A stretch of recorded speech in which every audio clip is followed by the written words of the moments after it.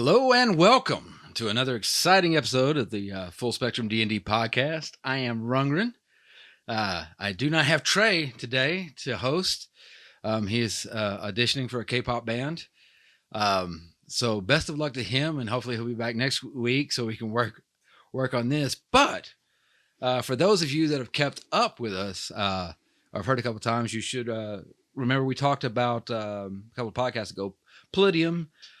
We mentioned among the games that Palladium, some of the worlds that came in was a Rifts, and you heard Trey speak about a friend of his who I refer to as a Riftsmaster because he has a stupid amount of Palladium books on a bookshelf. So that's who I kidnapped, and we're going to take the hood off now and try to extract information from the Riftsmaster here. First, I'd like to start with, you've been actually playing just role-playing games for a long time, yeah? Yeah. 25, 26 years? No, more than that. Since 96. All right. What, did you start with Palladium or Palladium system, or did you? No, it started with Vampire the Masquerade was the first one I ever played. Then we went over to, 2nd edition D&D. Then I got into Rifts with some buddies of mine, and then just took off from there. So Rifts was the one that stuck with you? Oh, yeah. I loved the option of just being able to pretty much make whatever you wanted. How many... So you've been using the Palladium system, just the Palladium system itself, for a long time. Oh, yeah. Under Rifts, and have you reached out to any of their games a little bit, touched on them? Yeah, done Heroes Unlimited, done Dead Rain, done Beyond the Supernatural, Nightbane, and a little bit of Palladium Fantasy, but that one never caught me. Yeah. I had a hard time with that one too. The character creation, which well, obviously we'll talk about the character creation, because that's one of the big things to play. That's a fun part of Palladium because there's so much to it. Yeah. But with me, the fantasy setting, it just didn't work for me. I guess maybe because D&D already filled the 2nd edition at that time. Oh, yeah. It was way better for that. Yeah. It filled that niche way better than Palladium Fantasy. Now, you'd mentioned to me one of the things you loved about the Palladium system are Rifts, because Rifts is by far your favorite. Oh, yeah. Was your ability to kind of make what you wanted to. Yeah. Now it has classes. Like it does, but you look at D&D's classes and then you look at Rifts classes, and it's like, I don't know, comparing a mountain to a molehill. Because, D&D, you've got your, 14 classes? At least now, yeah. And Rifts, you're looking at 14 classes just in the main book. Yeah. You're looking at each additional supplement book introduce anywhere from 5 to 12 new classes. And that's just the occupational character classes. That's not even talking about racial and psychic. Okay. I want to back up a little bit. Just a little bit. Because there's things you expect when you come into a role-playing game, right? Mm-hmm. One of the things I said about Palladium system is that if someone was trying for the first time, I don't know that I would say, hey, use this system. I might go with another one first and then bring them into that. Yeah, it's not very noob friendly as it would go. But there is some things that if you've played one system, you can kind of understand the concepts of it. They both have, for example, attribute stats. Yeah, everybody. Yeah, you got your attribute stats. It's mostly the same the most part. Yeah. Now, like you've got a PS physical strength in Palladium as opposed to strength. Then you got dexterity in D&D, but is physical prowess in Rifts. It's essentially the exact same thing. And Constitution is physical endurance. And then what about Wisdom? Wisdom would be your mental endurance, which is ME, and then Intelligence is MA. Well, no. Actually, no. ME is more intelligence. No. Evenly, I don't think. There's a ME, mental endurance, pretty much falls into both your... No, there is an intelligence stat. Yeah, your IQ. But you've also got the ME and the MA. Mm-hmm. There's no direct correlation to wisdom. It's closest to mental endurance. Okay. It's not exact, but it's closest to it. Now, it's got, of course, it's got charisma in D&D. Mm-hmm. It's mental... Well, the way that the way that charisma works in D&D now, it goes to mental affinity in Right. Rifts. Right. When you had more of the comeliness aspect, it was physical beauty too. From way back, way back early editions Yeah. of D&D. Yes, the physical PB, physical Yeah. beauty. And they both have skills. Now skills in, I don't care what Palladium system you pick up, skills affect your character much more in the Palladium system than people would be used to in D&D 5e. Oh, heavily. I compared them a little more to feats. Yeah, that you get to build your character with rather than the skill. Yeah, it's very especially depending on like physical skills and things like that. They change all of your stats. Just building the character from the start. Right. Because like if you take weightlifting, you get a +2 bonus to physical strength automatically right out. Right. And there's nothing, like I said, the only thing I can think of in D&D is feats, which you only get 4th, 8th, 12th. Right. Some more for other classes than others. I bet technically you could use an experience point or milestone system with either one. Yeah. If you do, the problem with Rifts in that regard is the skill point or the experience for the way that it works by broken down by it is directly out of the book. Yeah. It's only if it's something that would actually be challenging to your character that you get experience for using skills. Okay. So if it's something where you're just, I'm just driving the car down the street, you don't get any points. Right. Yeah. But I'm sure there's players that would argue that they would. Yeah. I mean, I've had the biggest argument I ever have in Rifts is the SDC system versus the MD system. Oh, really? Yeah. Because you got people that are like, well, we're in this town and everybody here only has SDC stuff, but I'm in MD armor. They can't hurt me. Like there's 400 of them. It's you. Yeah. they can kill you. Yes. It adds up, sir. I mean, yeah, you're a walking tank. You've got 30 MDC. They don't have that, but there's 400. We're gonna actually circle back into that, I'm sure. So the Rift world is unique.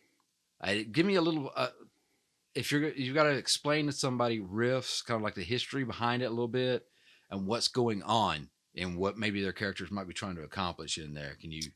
Are we talking the default Rifts, or are we talking as a whole? Let's go default Rifts. All right, default Rifts, straight out of the book. You're on Earth in a post-apocalyptic setting where a nuclear war set off what they call PPE, which is potential psychic energy. Enough people died in a nuclear war to basically saturate the world with this, and now you have magic, you have supernatural monsters. It opened rifts to other dimensions and brought all these creatures and everything here to Earth. So you're basically running on the worst case scenario in Earth.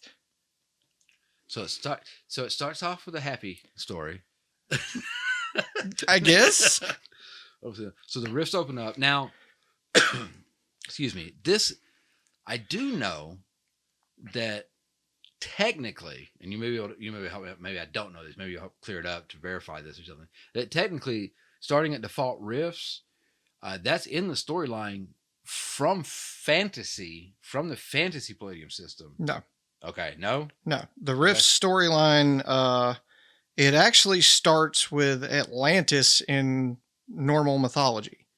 Atlantis is what made it so that Earth didn't have magic.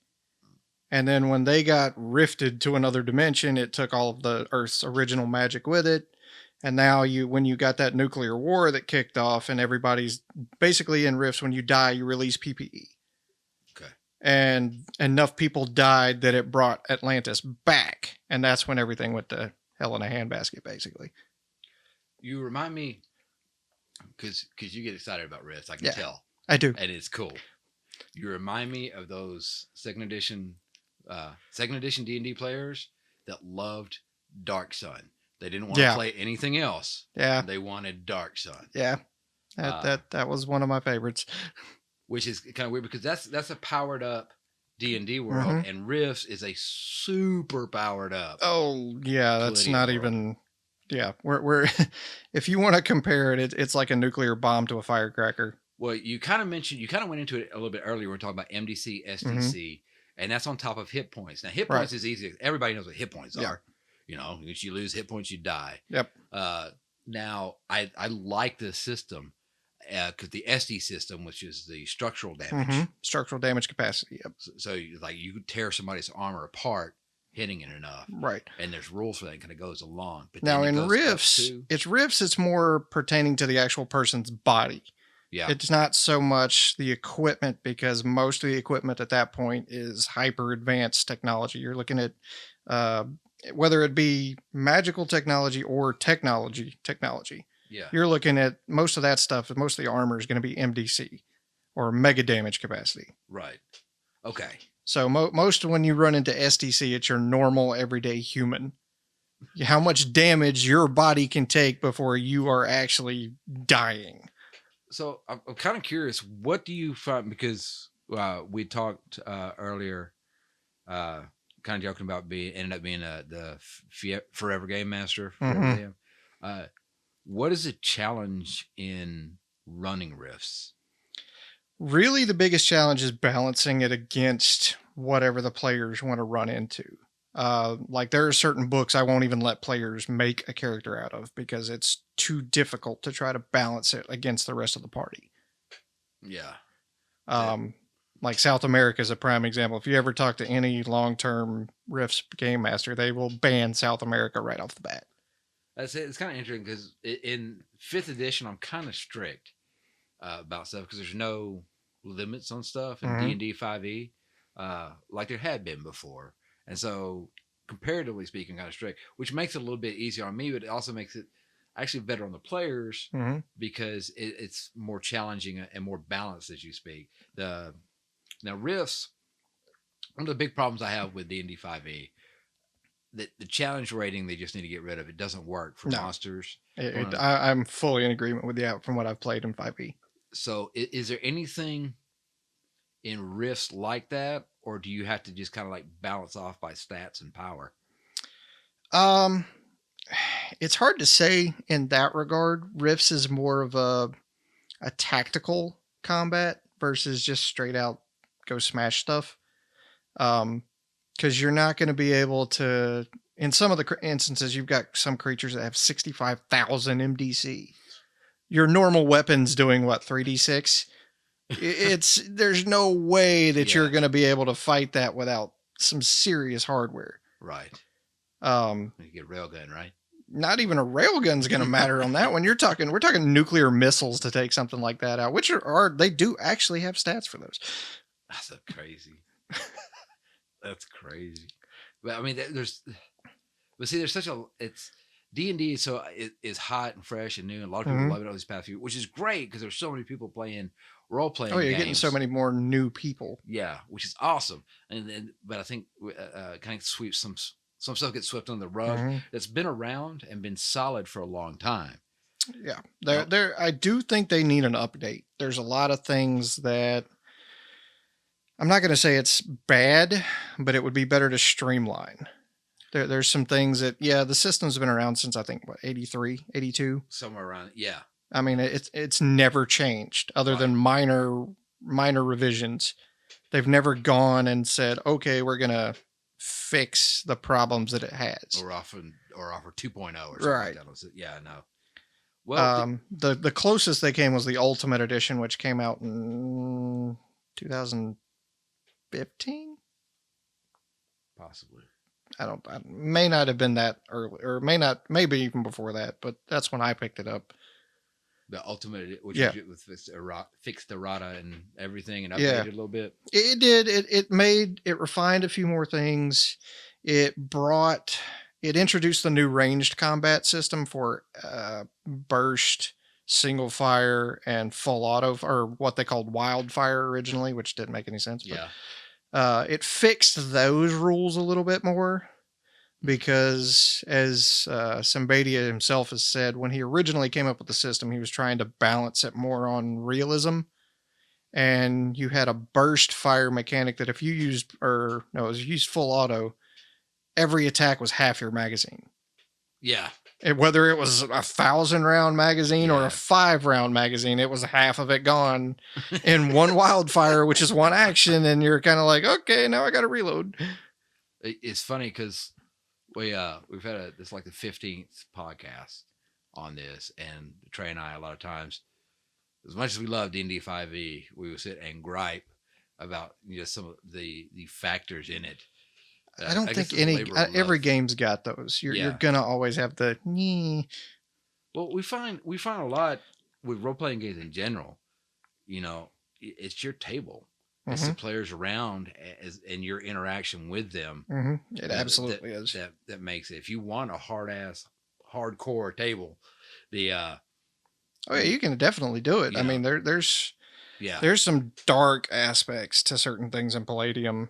Nightbane especially, because as I mentioned previously, Nightbane seems like they couldn't figure out a way to put it in Rifts, but it translates 100%. Literally, you don't even have to change any stats. You just go. Like power level and everything. Yeah, it all flows perfectly into Rifts, but for some reason they separated it and they didn't make it a part of Rifts. And I don't understand why, because literally, like, you take a character from that and slap it in Rifts, it's fine. So how much of when you run Rifts, how much of the world do you homebrew, and how much of it is you try to keep to the Rifts lore? Well, I don't really homebrew the world itself.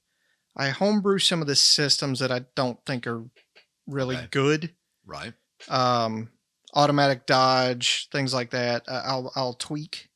Gotcha. Even just the dodge, because otherwise your combat, you're fighting 5 people. It can take an hour to do one combat, and that gets a little excessive. Yeah, the combat's been an issue in a lot of games. And I find sometimes you can cut too much, and then it loses any depth, and then sometimes it gets bogged down.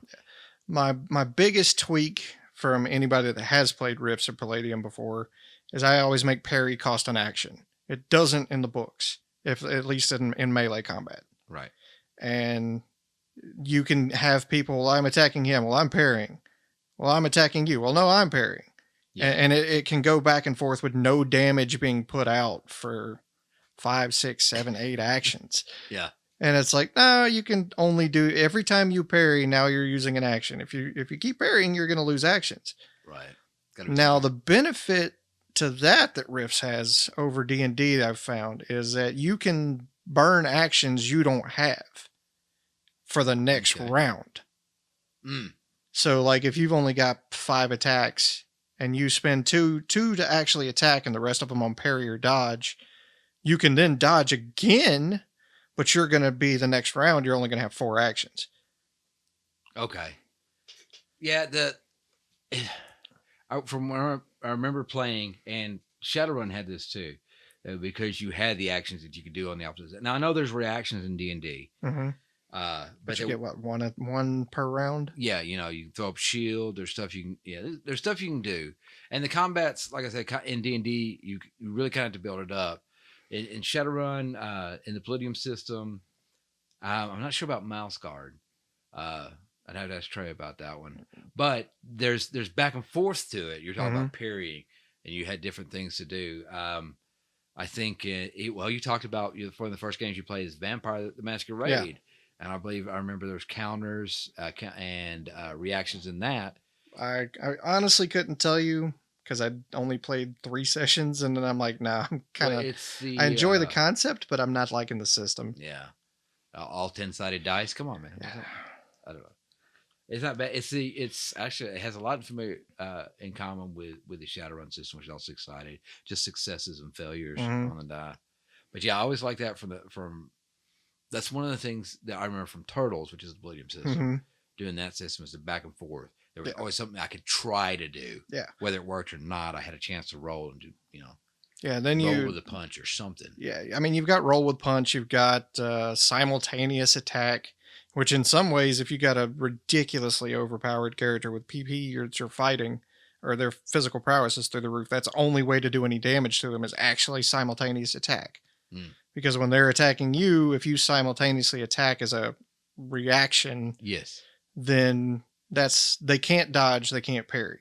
They have to take the attack. As long as you beat their, well, actually, no, at that point it doesn't matter because there's nothing to beat. Yeah, I know what you're saying. Right. The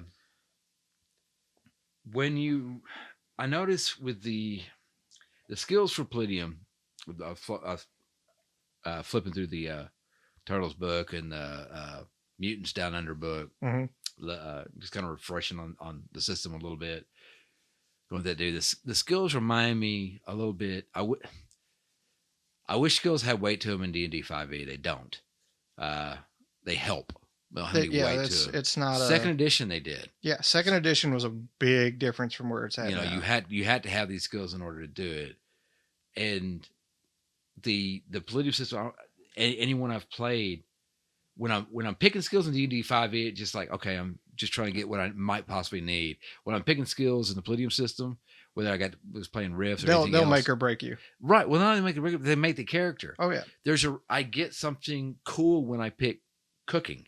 Yeah. You know, I get that adds something to my character, not just the ability that, hey, I get, you know. Yeah, I can cook a meal. I can also make this meal bad intentionally to cause things to happen to them. Right. I don't know. There's more nuance to it as the skills are kind of broke down. Now, over the course of books, and I'm like you said, there's stuff that you wouldn't. We're looking at, let's see, right now we're at, I believe, 37 world books. That's crazy. That's awesome. In addition to the original, and then you've got, well, the funny thing about Rifts is you've got dimension books, you've got source books, and you got world books. Okay. Dimension books are things that take it off of Earth. Then that's when you get into like the outer space. You can even make a space opera kind of thing in Rifts. Right on. Or you get to places like Wormwood, that's a nightmare scenario. Okay, we need to run Glory Hammer's storyline. You could do it. Metal band. You could do it very easily, actually. That's awesome, dude. Well, although the main character would have to be the one class that I absolutely ban, even if I do allow South American characters. Oh yeah. Yeah, because Cosmo Knights are ridiculous. Can't have it too powerful. Can't have it too powerful. That's one of those ones where there's no way, period, to balance that character. Cosmo Knight is a character class that is so overpowered. There's no legitimate way to balance it. That's sad. Got to put some kind of weakness in there. There is a weakness. It's just not something that 99.9% of anything is going to have access to. Now, I will put this out for people who are looking at the Palladium system. Power gamers, people who play the numbers that know the Palladium system, they can break their stats. Oh yeah. But they know exactly which skills to pick. And I don't want to call that a weakness in the system because that's not the way it's intended. No, it's not. But, people get a hold of it. Yeah. And they go. So is there anything, do you let that go? You go see how far, go with it. Well, okay, like in my instance, the biggest thing I run into is people that decide that they're going to play a character with supernatural strength. Yeah. And then they're going to take weightlifting. I don't care. You're not getting those 2 points. Okay. Because you're already the strongest. You have 3 different strength scales in Rifts. You have your standard, you have your augmented, and then you have supernatural. And augmented strength, we'll go with 16 just because that's a nice number. 16 as a normal human is actually considered exceptional. Okay. You're stronger than your average everyday Joe. Right on. Then you go to 16 on augmented strength. You're even stronger than the guy that's got 16 normal. Mm-hmm. And then you get into 16 supernatural strength. Now you're inflicting mega damage with a hand punch. You're literally 10 times stronger than Joe Schmo at 16. This is such a crazy thing in the West world to me because you've got, and like I said, it's been ages and ages and ages. So I'll probably get some of this wrong or the memories crossed like that. But you've got like a juicer who's a guy, just pumped up on stuff, but he just looks like a normal guy with a tube in him. And he's out there going toe to toe with a mech. Yeah. I mean, Your average everyday juicer is basically just a hyped up, I guess, super soldier on meth. I mean, that's the best way I can describe it. It's like if you put Captain America on meth and shortened his lifespan from however long he was going to live to 3 to 6 years. Because that's the downside of the juicer. Yeah, just burning through it. Well, that's the and of course you're sticking to default riffs with that, right? But you've got so run over some of the classes for me, something you can think of, because juicer's one. Yeah, well, then you get into the different types of juicers because you've got probably 15 or 20 of those. But not in the default rules, right? Not in the default riffs. You've but got so is that like, so would you say there's subclasses of juicer? Mm-hmm. And then do each one of these classes have like a lot of subclasses? A lot of them do. Most of the magic classes don't, but then again, the magic is kind of overpowered to begin with. Okay. Because you've got like Leyline Walker is one of your default magic classes. And then you got Leyline Shifter, which is technically a Leyline Walker, but they focus more on being able to do dimensional travel and teleportation.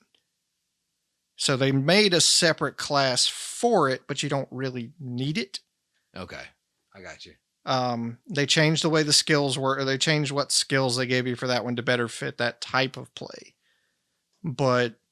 And then you've got juicers where you got different, like you got Titan juicers, which are stupid strong. You got Phaeton juicers, which are designed to be supernatural pilots.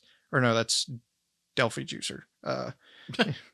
Like I said, there's too many of them. There's Dragon juicers, Mega juicers, Titan juicers. Well, one of the problems now, I think Rifts has got a stupid amount of character classes. Yeah, ridiculous. D&D does now as well. The problem is D&D weren't really getting anything for the DM. Right. We would get blurbs of stuff in the player stuff, that would help us out. Now they're supposedly changing that this year, 2 new campaigns, old setting campaigns, and everything. But you were talking about, you've got that, even though you've got all those classes, you've got, like you were talking about, the dimensional books that take it off Earth. Yeah. And then you've got, what was the other one? I forgot. You've got dimensional books, which take it off of Earth. You've got source books, which are, they still mostly stay on Earth, but they involve new threats that come to Earth that weren't already there. Like Mechanoids is one, Mindworks is another one, where they bring people from basically other dimensions or into outer space onto Earth to create a new challenge kind of thing. Gotcha. And then you have world books, which are basically spots on the planet that give you different rules, different OCCs, different RCCs, all that. Now, OCCs was occupational character class. RCC is racial character class, and then you have psychic character class, which is PCC. Which you had to have a ME of a certain score for that? You got to have an IQ or ISP of a certain score. Okay. Well, if you go by the old system, now they just let you pick it. But the way it used to be, you had to roll to even be able to see if your character was psychic. Mm-hmm. I remember that. Well, there was a lot of we talk about the length of time it takes to make a character, especially for first time players. Oh Lord, you're looking at easy 2, 3, 4 hours. Yeah, going through it and really kind of looking at everything. Part of that is some of the Palladium games. I know the mutant ones are, a lot of that's supposed to be random. You're supposed to roll a lot of that random. They did that originally. They've gotten away from that now, where it's you can roll or pick. Yeah. I like that better. Well, picking usually makes a player happier. Yeah. But that's one thing that takes a little bit longer, though. It does, but at the same time, when you had the roll versus this, even as a DM, it would make it more of a pain in the butt because you're like, okay, I'm expecting this. Okay, this crazy roll just messed everything up. Oh, yeah. Like, when you're expecting somebody to I want to play like a mouse mutant, and now all of a sudden they're a rhino mutant, and you're like, well, that didn't work the way I thought. Yeah, it's a little bit different there. A little bit different. But in the podcast where I was trying to talk about the Palladium system a little bit, because I was talking about the length of time it takes to make characters. I said it seems like that takes longer, but I always seem to remember when I would run it, it didn't seem to take as much prep time running after once the characters were done. Yeah, once the characters are done, it's roll it. Yeah. You don't really, everything's right there on that character sheet. It's either you roll the percentage or not. Well, one of the strengths is you could go order the main Rifts book, source Mhm. book, and you don't have to buy. You would never have to buy anything else ever. Nope. That's You it. know, Everything is self-contained in that. If you only wanted to do a North American campaign and that's all you ever wanted to do, everything's in that book. You never need anything the else. starter quest. Yeah, it's got starter Yeah. quests. It's got starter quests for what's classified as both sides of Okay. Rifts. Oh, Because you have like the coalition state, which hate everything that's not human, so they're unfortunately really similar to World War II Nazis. But at the same time, Easy, good to make bad guys though. oh yeah, it's great to make bad guys. With that, yeah. The other side of it is I've played coalition state campaigns where everybody in the party is required to be a coalition state character, and halfway through they're turncoat. Yeah. They end up running into some poor little DB, which dimensional being. Yeah. And, they end up falling in love with the guy and they don't want to kill him. And they're like, well, the sergeant said to kill him, but this guy's kind of cool and he saved our bacon. So we're going to go kill the sergeant. Yeah. I mean, I can't tell you how many times that's happened in campaigns. Great. And then, but at the same time, even though they're bad guys, you got your average everyday person that looks to them as a hero because they're protecting the normal average everyday Joe. Depth of story's got to be there. It's one of those things where nothing in Rifts is black and white. It's all shades of gray and purple and green and everything else. Because you may run into, the coalition state guys that, we're coalition states, but we've been protecting this village and helping out all these other people for years because we're stationed here. And there's DBs here, but they're cool. Right on, man. I'm trying to think of kind of a couple more questions to ask you while I got you here. Okay. So you get somebody gets the main source book. Mm-hmm. They got it through it. They're digging it. They've got a game going. Okay. All right. They say, okay, they got a few bucks. They want to get another book. Where do you send them? Where do they go? What book would you say getting next? Or what line would you send them on? That really depends on the person. And how they want their game to progress. If you got the main book and you're staying in the United States, or what the remnants of the United States at this point, if you're wanting to keep your game there, there's Coalition War Campaign, there's Lone Star, there's New West, Spirit West. There's a lot of options to go. Whereas if you want to just branch out, the great thing about Rifts is Rifts open on a regular basis. You can get teleported. You go to sleep one night, you wake up, you're in Japan. Okay. It can be any number of things like that. So if that's you just handy for a game master right there. Oh yeah, it is amazing to be able to go, you know what? I don't like what you're doing. I'm going to send you here. That's one of the great things of having that gigantic shelf of books. I can just go, no, we're going to go here this week. Rift opens up. That's awesome. One of my personal favorites is Anvil Galaxy. That's one of the dimensional books that takes you off of Earth into what's classified as the Anvil Galaxy, where it's kind of like I guess it's kind of like Firefly in that regard, where it's like a frontier of space where they're trying to colonize all these new planets and go from there. Then you've got 3 galaxies, which is a little bit similar, but there's more of a structure in place. It's not Wild West. Now it's 3 different factions warring with each other, and you got to pick a side or try to stay neutral. Second edition had what was it called? Birthright? Was that the name of it? It had more to do with building your castle, building your fort, building your territory, and conquest. Yeah, it was kind of set up. I don't remember what it was called, but I do remember something like that. Yeah, I can't remember if it was Birthright or something else.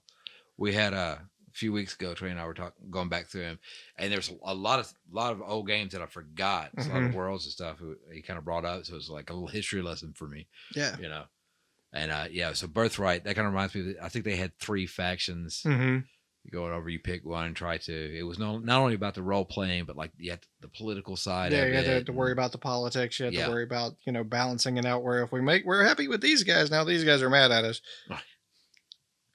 Dadgummit. But yeah, like I said, it depends. If you want just a gritty, terrifying aspect, pick up the Wormwood book. That is one of the most terrifying concepts I've ever seen in any fantasy game ever. Well, nice. Cosmic horror? Yes and no. Sweet. It's you go to a living planet, everything is alive on the planet, and then the planet is constantly being invaded by basically devils, demons, uh, mutated freaks of nature that are basically harvesting people and taking them to this other thing, dropping them into a vat, and they come out as a monster. It's a great setting, but it is absolutely terrifying if you're doing it right. Nice. I want to back up. I thought of a question I wanted to ask you, as because I've got some new players on my D&D campaign, and I really try to steer them away if they're playing for the first time from magic users. And I'm sure there's some classes in there where like don't use these. If you're going to start playing first character, try one of these. What are your suggestions on that? It's easier to say the ones to stay away from. Okay. Never let a new player play a juicer. Okay. Because they're not going to take into account that their character is literally going to die in 3 to 6 years. Yeah. And if you run and one of the downsides of rifts is when you go through a rift, it has an option to age your character. That's right. So if you age by 6 years, you're done. Roll a new character. Yeah. There is no resurrection. You're dead. Yeah. Because your body, as a juicer, your body is burned out. You're done. There is no coming back. Magic users are very difficult to incorporate. Yeah. Crazies, which are one of your default psychic classes, they're very difficult for a new player because you have a psychosis. Every crazy has a psychosis. So you've got to play around that. And most new players are not going to be capable of that. So you've kind of hit on the in there, and some of them we talked about. Some of it is like you talk about the magic is mechanic wise, and some of it sounds like you're talking about is actually role play wise. If you're not going to bring this, not understand this with the character, the character's not going to work in the story. And yeah, it's very like mechanically the game plays pretty much the same for about everybody. You as a magic user, you've got one more thing you got to worry about, which is PPE. If you drain that out, there was an optional rule that I've loved for a long time. If you run out of PPE, you fall unconscious. You're not dead. Right. You've taken no damage. You've just exhausted yourself to the point that you're out. There was something Essence, Shadowrun Essence. If that was kind of like your magic pool from that, and if you ran out of that, I think that's what it was. You went unconscious, and I think if you went past it, you could get. I think it actually do damage to you, maybe mental damage. Yeah, and it doesn't. A while. I gotta look it doesn't get that, and I mean theoretically in Rifts, if you get to 0 PPE, you just pick up a laser pistol and start shooting at people. But I always loved the idea of keeping at least 1 PPE because if you don't, you're gonna lay out. Well, it's something. It makes it more risky. Oh yeah, to cast. It gives it there especially should be a with penalty the way to that magic. Especially with the way that some of the spells are in Rifts, because as a level 1, you get access to. Well, like in D&D, what does it take to get to Fireball level 3, 4? Yeah, even still though, the magic in 5e is you just throw it out. Yeah. I mean, you got spell slots, but there's no detriment, right? Until you get to like 9th level, and you cast Wish and say something funny, or don't. Now I will say for one thing in 5e, what I'm glad they've done with Wish now is they have a set of stuff that, hey, like if they wish for these 6 things or so, I think one's like 50,000 gold, something like that. The spell goes off fine. It's not until they start to going wonky. Yeah. And getting kind of crazy. That I have again. I've been starting to DM a 5e campaign, but it's been taking a little bit of getting used to, considering what I'm used to. Yeah. See, I tried to run it, and I hadn't played since 2nd edition. Yeah. And of course, you got Sacco there. In 2nd edition, you roll underneath your. Yeah. If you're doing if you got a high charisma, great. You roll underneath that charisma on a 20. And it's just a lot of stuff that was different. Yeah. And so for like 2 years, Even though I had the 5e book, I'll be doing second edition, Yeah. Well, second edition rolls. That doesn't work that way. What? Exactly. That's not how you do it. That's not how you do it. Oh man. Yeah, it can be a headache. Now, if you're wanting to DM or GM or whatever you want to call it in Palladium, I do absolutely recommend the Game Master's Guide.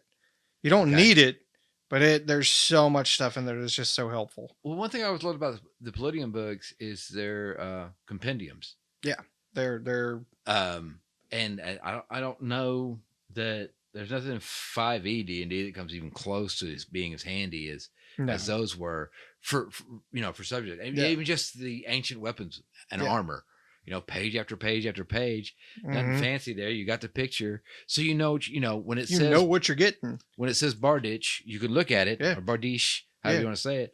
You know what you're getting. You don't always have the picture there. It was just one of the things I loved about the system that helped as a player. Yeah, they've definitely, one of the greatest things about Rifts is there are very few pieces of equipment that it does not have a picture of somewhere. Nice. Vehicles they've got pictures of, guns they've got a picture of. If you wanna go, I want my character to have a gun that looks like this. Yeah. We can find it. It's in a book. Right. They've got everything from Old West 6-shooter looking laser pistols. And one of the funniest things that everybody goes, oh, well, pew pew. No, laser doesn't make sound. Yeah. But one of the things that they actually addressed in the Rifts books is that they do make laser pistols that make a laser sound. Okay. They do make the pew pew, and they sell better than the ones that don't. I'm sure they do. They even address that in the book, and that's one of the most hilarious things I've ever seen. Well, I remember a lot of the things about Palladium, it's like you got real world things there, and I think there's some knowledge because, you look through the equipment section. There's a Smith and Wesson, a pistol there, and you know that name. The armor in there is the name of an armor company. Yeah. There's a few, Yeah, there's a few things like that where they could manage to get enough. I guess I don't know what to say, licensing to actually incorporate that. Yeah, I'm not sure how it works, but it was cool because it was something I was like, okay, it's something you can go, hey, I know what that is. Yeah, it's a relatable. Yeah, it's something relatable. That's one of the greater strengths of Rifts, especially if you stay on Rifts Earth. Yeah, is you can say, oh look, we're in the ruins of Chicago. Well, that's Chi-Town now, but you can go, hey, look, this is Houston, or this is and that's another thing because like the Roadhogs and the Palladium, you could run anywhere in the world just after the bomb, which that's kind of the Teenage Mutant Ninja Turtles, the original and Other Strangeness. The original book was meant to be set in New York. Yeah. They lost the licensing. They wanted to keep the system and everything, and it worked great for mutated, no humans around after the bomb kind of thing. But you can set it in if you're from let's say Wyoming. Yeah, you can set it right there in Laramie or wherever you want to. Right. You go outside, you look, you got that. There's your there's your inspiration. I mean, there are certain things that in Rifts are very different. Like Florida's gone. I'm sure. Yeah. Like Florida doesn't exist anymore. It's a swamp. Wait, I thought you said something had changed. Yeah. I mean, there's nothing there. There's dinosaurs now. Nice. That's the dinosaur swamp area. That's is what they classify it as. That runs from Florida up to Virginia, I think it is. Oh. It's all nothing but dinosaurs and nasty swamps. Again, not much change, but Oh man. Is there anything you'd like to ask you about the some characters to stick away from, to stay away from? Excuse me, as a new. I mean, as a DM, I would never let a new player play a dragon just because they are a class. Yeah, they are one you can easily pick up, but a new player's not going to appreciate, I guess, the depth of the world when they start out as a dragon. Yeah, because you're an MDC being that right out of an egg. You're a Yeah. toddler that can rip things. Yeah, right. You can rip steel in half Yeah. just like Crush it's a car. paper. Yeah. Yeah. I mean, it's not. I always try to steer new people towards the default classes: soldier, maybe a headhunter, which is like a half Mhm. cyborg or something like that. I always stick them towards something that's more squishy, I guess is a better way to look at it. Yeah, but the numbers are more relatable, aren't they? Oh yeah, On they're on significant. those levels, you know. Yeah, because you're looking at an average human. Yeah. Only you're a heroic average human. Yeah. You're not Joe Schmo that runs the hardware store, but you're basically like in the case of picking a soldier, you're like a special forces marine or something like that. Right. You're somebody that's better than the average, but you're still human. Right. One thing that's kind of D&D second edition. Like, no, I'm gonna jump it around a little bit. I want to get a couple. Yeah. Make sure I get a couple more things in. D&D second edition, alignment mattered. Yeah. It doesn't really matter in fifth edition. Now, it did in certain aspects, or it does in Palladium games, but it's set up differently. Miscreant and everything. Yeah, it's there. I've personally always hated alignment. I don't care what game it is. Right on. I think it's one of the dumbest concepts in tabletop ever. I guess if you're not knowing how you want a character to play and you just need something to go off of, that's great. Well, the only argument that I'd really put forward for it would be the lawful good for the paladin. Yeah, he has to keep his oaths to keep his, or the cleric has to keep those oaths, or lose the their abilities. That makes more sense.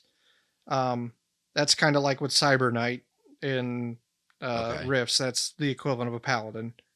Okay. So you have, but there are also evil Cyber Knights. So it's kind of wonky. As long as you want to paladins, as long as you want to stay within the Cyber Knight order, as it were. Yeah, you have to stay. I forget their equivalent for lawful because I don't ever use it. But all right. It's what, as long as the player keeps up with the tenets. Yeah, as long as the player keeps up with the tenant, keeps up with the code, because they have their own little code, kind of like Bushido with the samurai. Right. Never attack an unarmed opponent. Blah blah blah blah blah. Excellent. Trying to anything else to throw in before we wrap this up? You any like personal thoughts or anything you want to just say about Rifts? You want to sell it real quick? Why is it your favorite? What? Realistically, it's my favorite because it is the ultimate reference.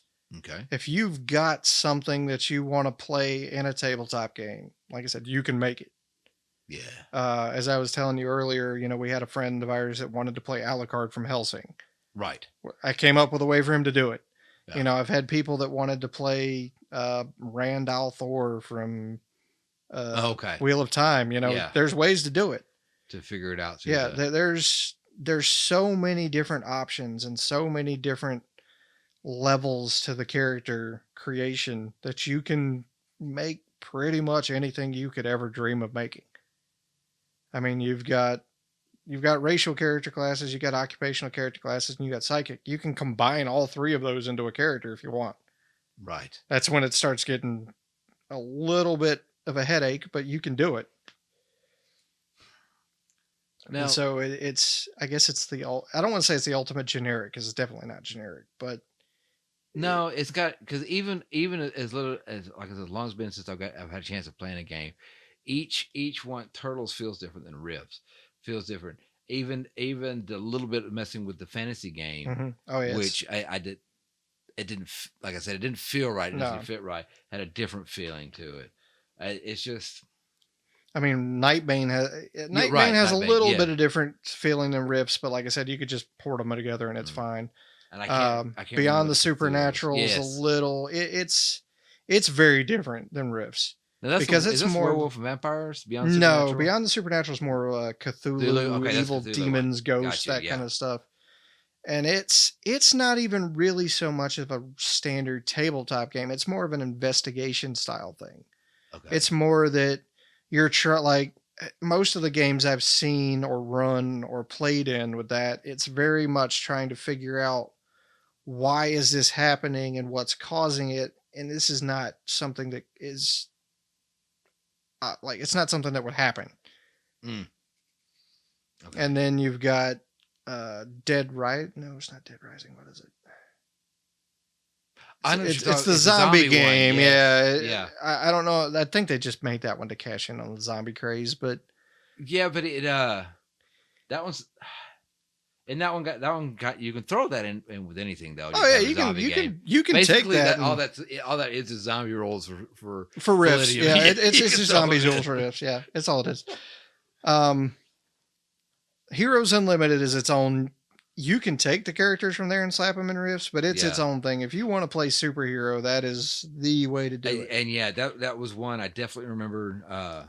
We played. There was 2 superhero games. And I don't remember the name of the other one, but both of them did a very good job. If you could imagine it. Was it Champions? Oh, may have been. Because it's very similar. Well, I want to say that Heroes Unlimited goes one or two steps farther than Champions, but they're very close. Yeah, I don't remember. Both of them went pretty good. If you could imagine it, they had the rules kind of make it work. Yep. That's one of the best things about Heroes Unlimited. If you want to make a superhero, supervillain. Yeah. Like if I'll even use it for riffs. If I want to make a superpowered villain, let's go with the Heroes Unlimited book. Yeah. Well, everything could kind of at least give you inspiration through. Yeah. Well, I mean, everything translates so easy because it's all the same system. Yeah. Which there's stuff in 2nd edition of D&D I love. Stuff in 3rd edition I love some of the artwork. I think the Monsters Manual for 3rd edition 3.5. Oh yeah, that had some of the best art. Yeah, it's one of my favorite monster manuals. Mm-hmm. But you can't take that and just go straight out of it to 5th edition. You can't use the stat blocks. You got to change stuff up. Yeah. Things don't work. It's just different. But with the Palladium system, if you got ninjas and super spies, as long as they wouldn't last 5 minutes, you could put one of them in riffs. Oh, they'd be fine. They'd be fine. There's actually a thing I was, getting ready for this. I went back and read some of the stuff. Oh, right on. There's actually a thing that in the Rifts Ultimate Edition that says you should not allow this from Rifts and from Ninjas and Super Spies because it will break how things work.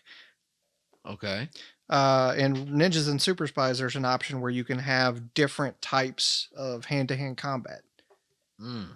And in Rifts, your hand-to-hand combat skill is very important on how things work. Okay. So if you could take multiples of that, it's like stacking the strength modifier, huh? Not necessarily so much that. It would make it, because there's certain, like we'll take the samurai hand-to-hand, Zanji Shinjin Ryu. Okay. That's a mouthful. Right. But it has an ability in it where you can death strike supernatural creatures on a 19 or 20 roll. They just die. Uh-huh.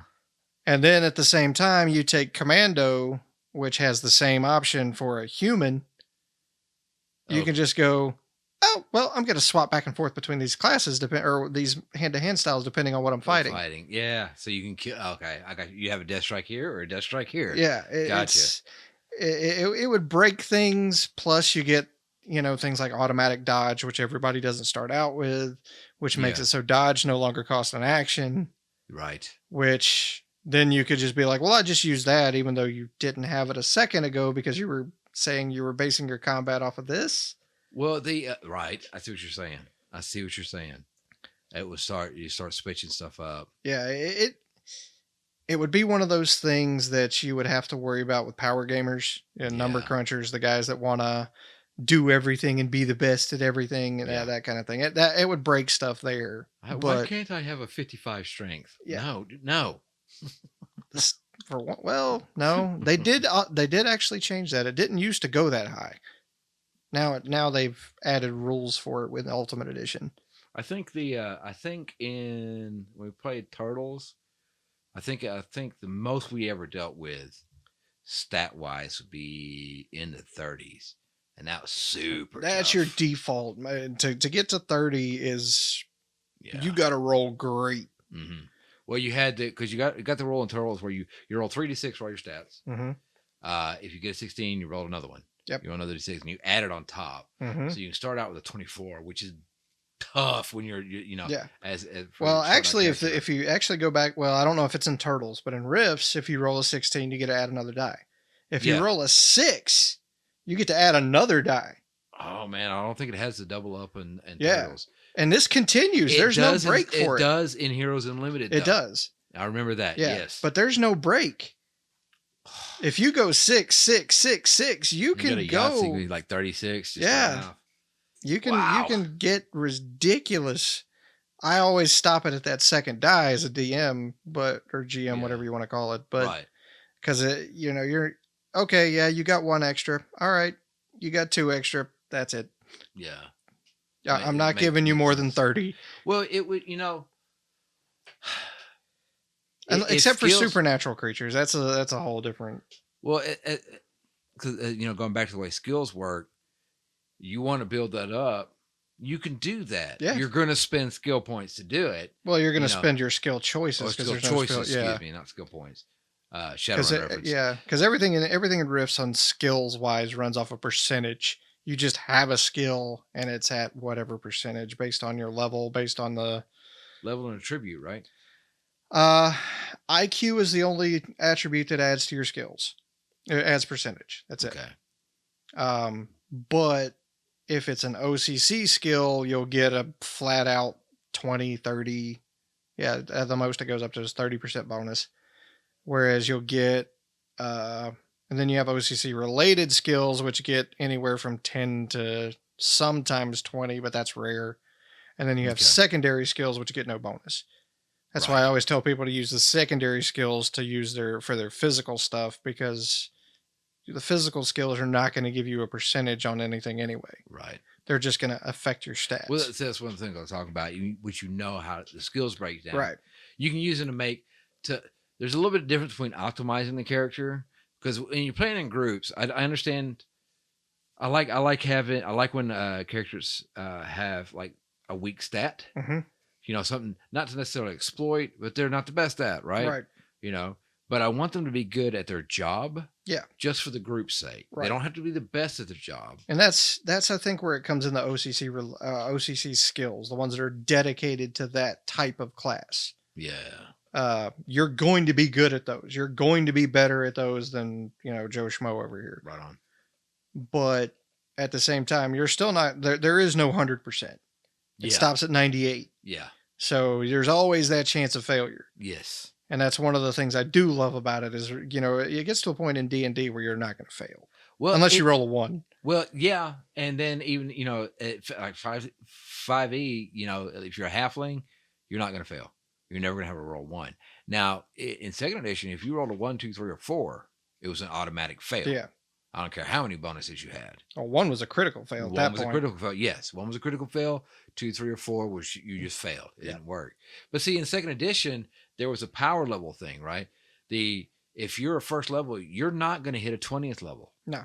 Now, obviously, I wouldn't win the fight as a first level, but I have a chance in 5th edition to smack a 20th level. Yeah, for the most part. You have an option. It's low, but you have the chance. Yeah, it wouldn't work in that. But like you said, there was always, in second edition, there was always felt like there was a chance for failure in any of the Palladium games, even when you're exceptional. Mm-hmm. There's that chance, which is good because it adds to the game. Oh, yeah. And on the off chance that you rolled that 2%, that 1, now it's a big deal. Oh, crap.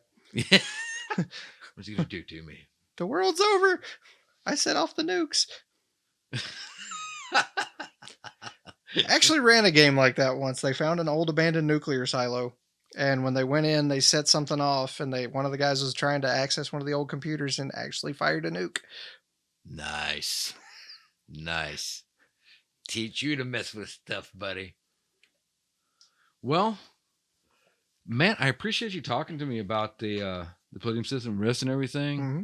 Showing up at some time, clearing some things up for me, and just hopefully somebody comes by and hears this and just gets interested in it. And there's a lot of great things with it. Like I said, what Rifts does well, it does amazing. Right. And I mean, looking at it as a new person coming in, that barrier to entry as far as the first start, it's rough.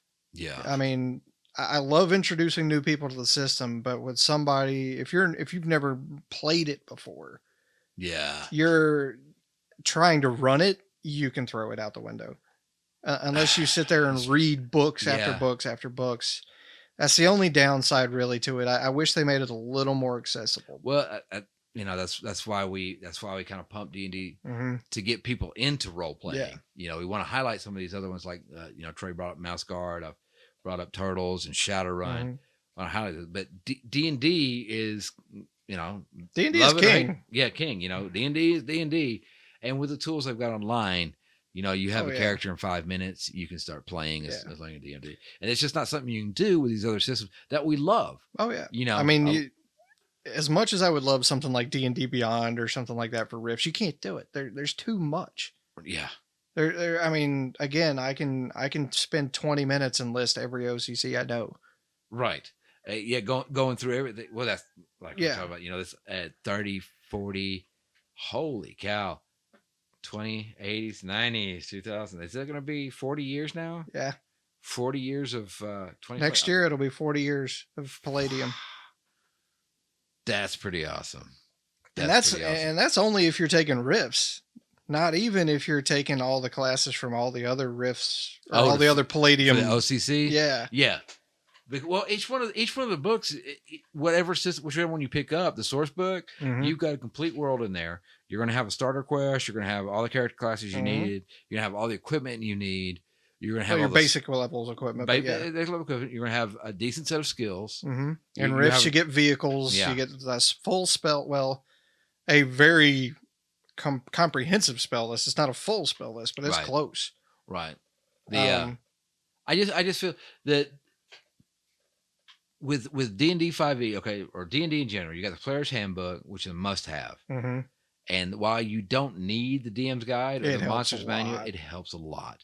Now, with Turtles, I don't need another book to run it. Everything's right there. They give me more rules for other animals and other things I can use. They give me tools to use. I don't need any more rules. You know what I mean? Yeah. I mean, even the default Rifts Ultimate Edition books like that, they give you stats for vehicles, they give you stats for weapons, they give you stats for monsters.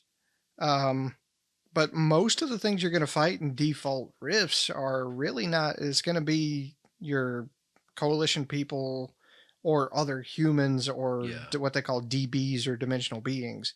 Right. And they have the stats for all that right there. So, I mean, as a DM, it's a little more work to roll up an encounter. Yeah. But you're sitting on equal footing. One-on-one, it's going to be pretty even. Pretty balanced. Nice. Except for your magic users. They start out really dumb. That's pretty typical for tabletop games, I guess. I mean, you get access to a fireball spell at level 1. Well, see, magic is I don't like the magic in the 5e. One of the systems I love magic in is Shadowrun, because presented magic is almost a living thing. You were like you had to fight the spell, basically fight the force through you. You're kind of focusing it and then cast it, so that's I don't want to say it makes it living in Rifts, because you've got things like ley lines, which if you're standing on a ley line as a magic user, you're God. Well, it's I don't want to say living as like a sentient being, right? But it's something that's its own force. Yeah, it has its own will. Whereas in Rifts, it doesn't have that. It's not.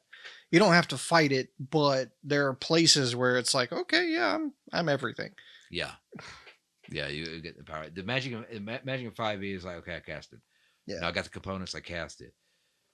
I got the spell slots, I cast it. Whereas in Rifts and other things like that, I like not having spell slots. It's okay, I've got PPE, and as long as I got PPE, I can burn whatever spell I want. Well, like in Shadowrun, your essence, if you could take like fatigue, casting spells wore you out, and like you cast, like I said, they have one of the spells. It's like your standard combat spell, Mana Bolt, right? Attacks the nervous system when you cast it. Well, you can really pump that spell up, even first level. Now you may fry your brain, but you can but you can do it. Yeah.